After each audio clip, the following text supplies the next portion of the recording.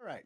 So speaking of Disney Plus Marvel shows, we got our first look at Miss Marvel this We week. did. We sure And did. that is going to be this week's edition of Do We Care? So, Miss Marvel, you've seen the teaser. Brett, do you care? You know what? We were talking about it a bit before the show.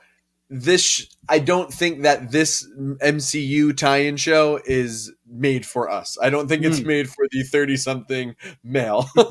And I don't mean that in in a disparaging way. It's not Yeah. like I can't enjoy that. I will probably watch it because I'm going to want to know the connective tissue. But it's definitely got more of a teen vibe. It's definitely leaning towards, I think, like teenage girls. It's definitely got that tone, and just the story that it's telling is Mhm. focused on that. So for me, it's not like on the top of my list. I mean, I'm probably about as hyped for it as I am with She-Hulk. It's Yeah. probably like down floating around there with like what the 3 to 4 range we said. Um, Mhm. but one thing that's interesting, Mario, Oh, what is um, interesting?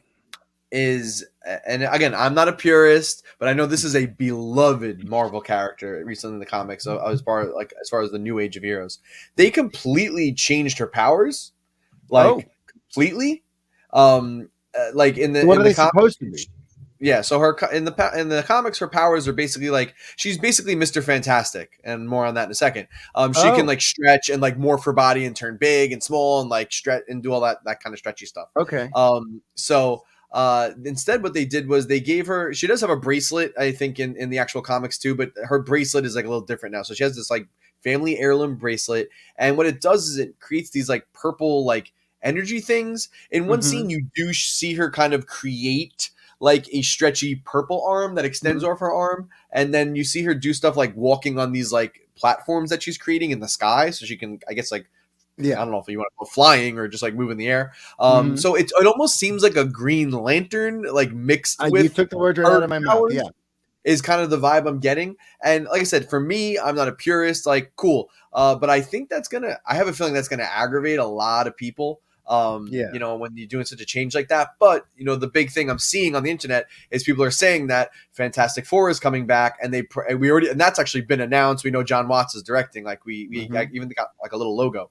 Um, I don't think they want to confuse the powers because then they'd Yeah. have two heroes with the exact same powers. Number That is one. true. Number Yeah. two, the other thing I've seen floating around is that like the CG I think would be very, very expensive to have to like do all this like body Yeah. dysmorphia To like and render. Yeah, yeah, I got you. render that and to make it look good.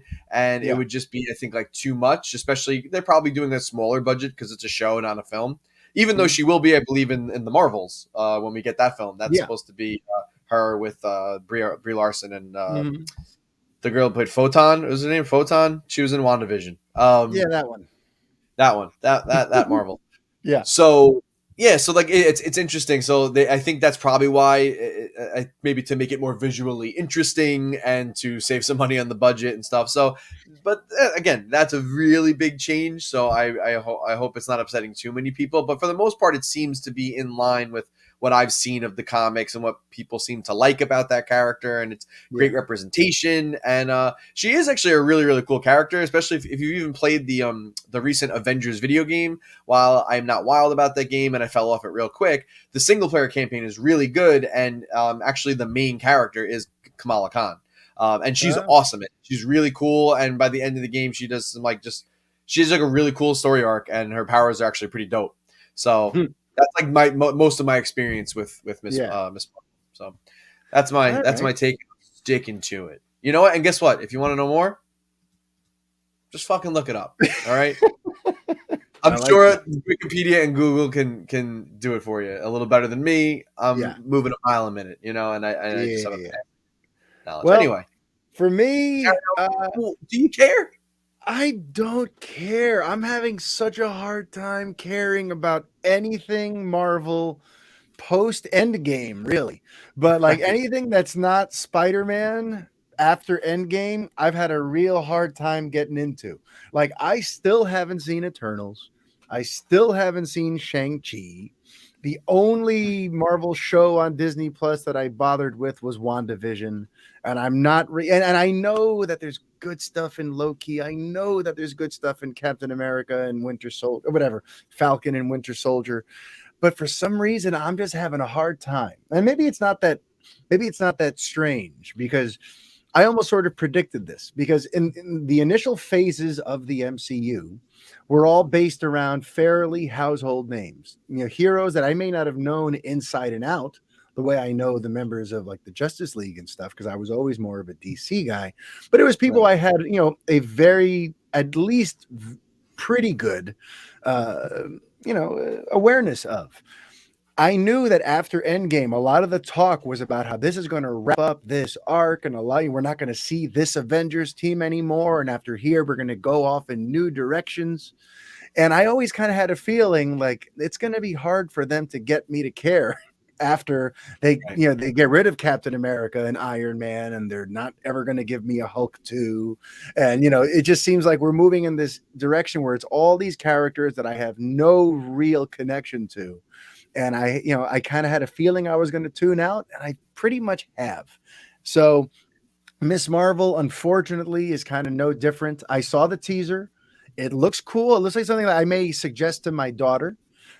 She's about to turn 11, and I have a feeling that Talia is just gonna. It looks right up her alley. I think Yeah. the visual style looks really interesting. This is gonna be the most visually unique Marvel series yet because there's a lot of stuff where like it looks almost like hand drawn, almost like neon emojis and stuff happening over people's heads and dialogue boxes. It looks like it should be very visually stimulating, and it's probably going to be I don't know, they're using some ingenuity here to tell this story visually. It looks like the credits for all the Spider-Man movies. It When they do all does. the weird drawing Yes. stuff, like Yes. that's the vibe I totally got. Yeah, Um, so I appreciate that, but also like not only did I get a Green Lantern vibe, but my mind went to another DC connection because you know Captain Marvel, both DC and Marvel have a Captain Marvel, right? DC's right. Captain Marvel is Shazam, right? Right. What is the main sort of premise for Shazam is a kid who can just become a superhero after idolizing superheroes. And that's what makes Shazam interesting, right? Yeah. It's like big but with superpowers. And to me, this Miss Marvel show looks almost like a Shazam sort of. It's the same conceit of Yeah. a young girl. You have a young kid who's basically a fanboy, or in her case, a fangirl for Yeah. superheroes. And in her case, it's Captain Marvel, who she idolizes, and all the Avengers. So you have a young girl who idolizes superheroes, and then somehow gets the ability now to be one of them. Yeah. So I just found that sort of That's a like, good catch. Yeah. yeah, so it's like they turned. I don't know if this is what she's like in the comics, but it's like Miss Marvel sounds like if you mashed up Green Lantern and Shazam in a way, And I'm like, Yeah. I've been there. I'll just wait till Shazam: Fury of the Gods for the next time I want to see something like that. But I'll Right. mention this to my daughter, and she'll probably like Miss Yeah. Marvel. But on a scale from 1 to 10, Miss Marvel, I'm at like a 2. All right. When it comes out, you're gonna find out that like episode 6, there's some bombshell reveal, and then I'm gonna like, fuck, I gotta watch it. Yeah. I'm gonna have to watch it. I mean, the thing that like I'm suspecting though, since she's such a Captain Marvel fangirl, I'm wondering if they're going to get Brie Larson to be like the surprise at the end of the season or something like that, Yeah, where it's she like gets to a meet. setup.